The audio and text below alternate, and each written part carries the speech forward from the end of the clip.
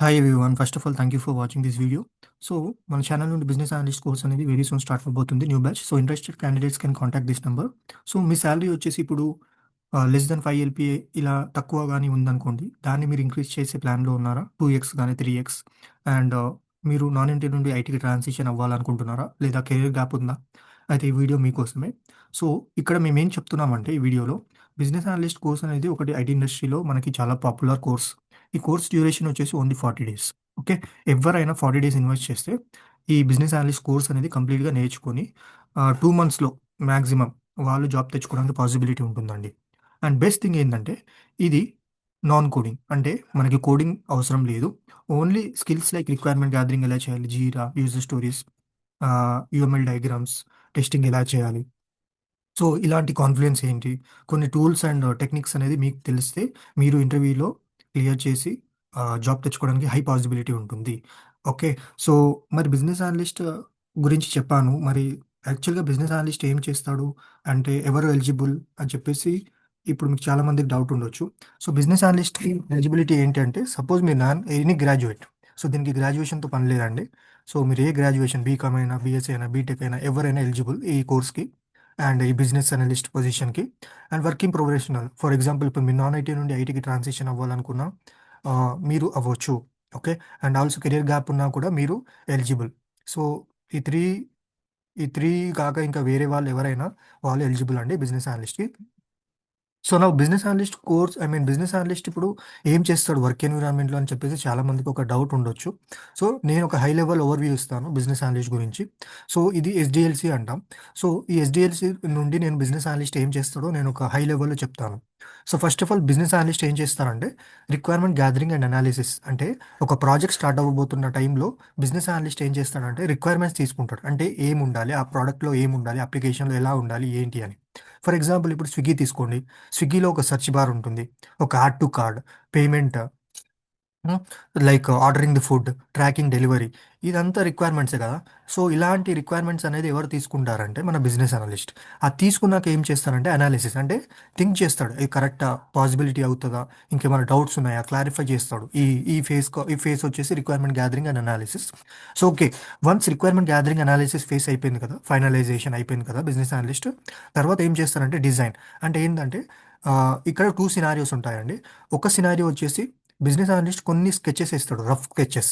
దాన్ని మనం wire frames అంటాం. సో, అది ఈ స్టేజ్‌లో చేస్తాడు. సో, ఈ రిక్వైర్మెంట్ ఇప్పుడు తీసుకుంది నేను చెప్పాను ఫర్ ఎగ్జాంపుల్ స్విగ్గీ కదా! ఆ స్విగ్గీ కేస్‌లో ఇప్పుడు నేనేం చెప్పాను add to cart, tracking delivery, okay. Search bar. So, అది ఇప్పుడు డిజైనింగ్ ఇప్పుడు బిజినెస్ అనలిస్ట్ ఆహ్, కొన్ని సార్లు చేస్తాడు. కాంప్లెక్స్ ఉన్న రిక్వైర్మెంట్‌ని బిజినెస్ అనలిస్ట్ ఏం చేస్తాడంటే డిజైనింగ్ చేసి చూపిస్తాడు. ఓకే. ఇదొక సిట్యుయేషన్. సెకండ్ సిట్యుయేషన్ వచ్చేసి మనకి ఒక స్పెసిఫిక్‌గా dedicated UI, UX designer team అనేది ఉంటుంది. ఆ యూఐ, యూఎక్స్ డిజైనర్ ఏం చేస్తారంటే ఇప్పుడు మీరు రిక్వైర్మెంట్ తీసుకున్నారు గదా!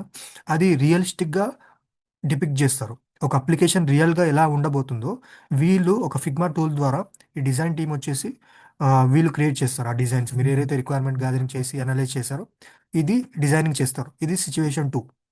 సో, ఇందులో ఏదైనా ఒకటి అవ్వచ్చు వర్క్ ఎన్విరాన్మెంట్‌లో. ఓకే. సో, ఇది సపోజ్ ఇప్పుడు మీరు యూఐ యూఎక్స్ డిజైనర్ క్రియేట్ చేస్తున్నారనుకోండి. మీరు యాస్ ఎ బీఏ వీళ్ళతో కొలాబరేట్ అవ్వాలి. ఈ డిజైనింగ్ టీమ్ ఉంటుంది గదా! ఈ రిక్వైర్మెంట్ గ్యాదర్ తీసుకొని చేసుకున్నారు మీరే కదా!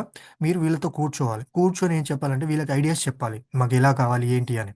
సో, వీళ్ళేం చేస్తారంటే దాని ప్రకారం వీళ్ళనేది డిజైన్స్ అనేది క్రియేట్ చేస్తారు. ఓకే. ఇది.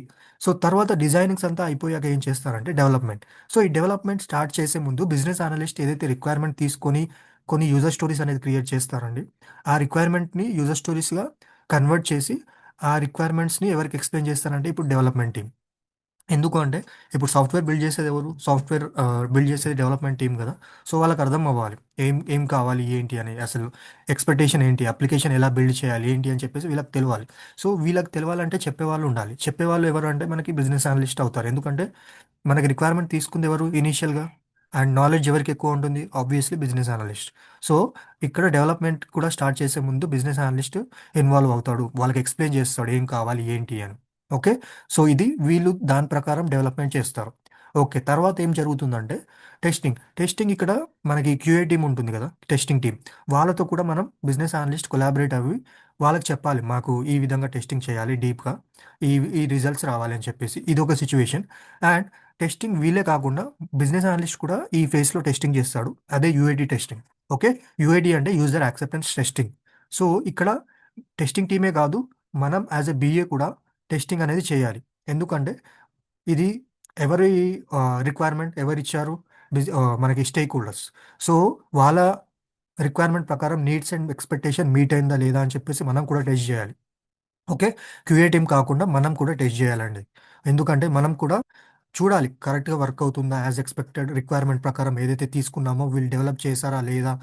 అని చెప్పేసి మనం టెస్టింగ్ చేయాలి. సో, అది వచ్చేసి యూఐటీ టెస్టింగ్. ఓకే. So, yeah! దీని తర్వాత ఏందంటే, ఇప్పుడు మీరు ఏదైతే రిక్వైర్మెంట్ తీసుకొని డిజైనింగ్ చేసి, డెవలప్‌మెంట్ చేసి, టెస్టింగ్ చేస్తారు కదా! ఇవన్నీ 4 ఫేజెస్. ఇదంతా ఇప్పుడు డిప్లాయ్‌మెంట్. డిప్లాయ్‌మెంట్ ఏంటి అంటే, మనకి కస్టమర్స్ ఉంటారు కదా! ఈ కస్టమర్స్ అనేవాళ్ళు యూజ్ చేసే విధంగా ఇదంతా వీళ్ళు ఇందులో పెడతారు. ఇందులో పెట్టారంటే దాని మీనింగ్ లాంచ్ చేసిన అన్న మీనింగ్. ఓకే. లాంచ్ అంటే మీ అప్లికేషన్ అనేది లాంచ్ అవుతుంది దీనిలో పెట్టడం ద్వారా. సో, ఇలా పెట్టడం ద్వారా ఏంటంటే లాంచ్ అవ్వాక మన యూజర్స్ ఉంటారు కదా! కస్టమర్స్. సో, వాళ్ళనేది ఈ అప్లికేషన్‌ని యూజ్ చేస్తూ ఉంటారు. సో, ఈ యూజ్ చేసే ప్రాసెస్‌లో వాళ్ళకి డెఫినైట్‌లీ కొన్ని ఛాలెంజెస్ అనేది ఫేస్ చేస్తారు.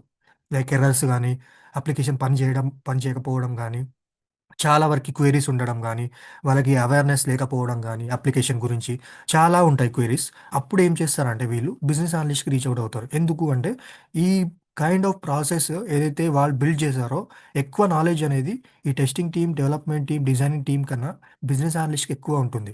అండ్ మనం ఓనర్ గదా! ఎందుకంటే, ఇది మన ప్రొడక్ట్ కదా! సో, బిజినెస్ అనలిస్ట్ అనేవాడు ఇప్పుడు వీళ్ళేం చేస్తారంటే, ఈ ఎండ్ యూజర్స్ ఎవరైతే ఉన్నారో వాళ్ళ క్వెరీస్‌ని హ్యాండిల్ చేస్తారు. ఓకే. సో, ఇది వచ్చేసి high level business analyst roles and responsibilities అండి. నేనొక వీడియో చేశాను. ఆహ్, దీని గురించి డీప్‌గా ఇంకా బిజినెస్ అనలిస్ట్ ఇంకా డీప్‌గా రోల్స్ అండ్ రెస్పాన్సిబిలిటీస్ ఏం చేస్తారో, ఆ వీడియో వాచ్ చేయండి. అండ్ అలాగే బిజినెస్ అనలిస్ట్ గురించి మీకు తెలవాలి అంటే, కింద ఉన్న డెమో లింక్‌ని క్లిక్ చేయండి. సో, మీకు ఒక కంప్లీట్ అవేర్‌నెస్ అనేది మీకు ఆ వీడియోలో చూడడం వలన మీకొస్తుంది. So, yeah! సో, ఈ వీడియో నచ్చితే మీరు లైక్ చేయండి, సబ్స్క్రైబ్ చేయండి అండ్ షేర్ చేయండి. Thank you.